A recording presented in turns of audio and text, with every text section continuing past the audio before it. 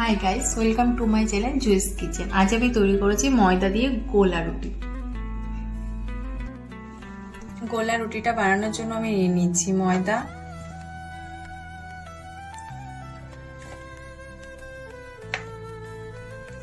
এবার এর মধ্যে দিয়ে দেব 1 কাপ দুধ,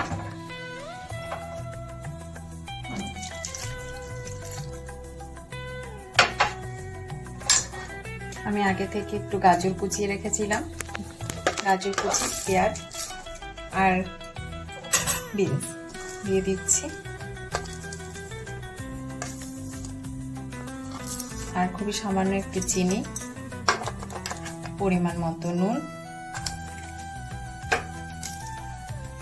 আর নিয়ে নিচ্ছি একটা ডিম, যেটা দিয়ে ব্যাটারটা আমি মাখিয়ে নেব।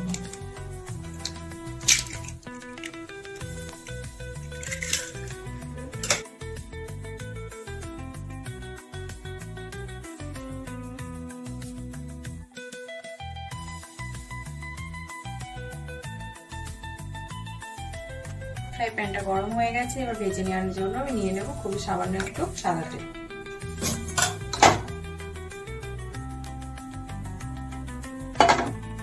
তেলটা গরম হয়ে গেছে, এবার ব্যাটারটা দিয়ে দেব।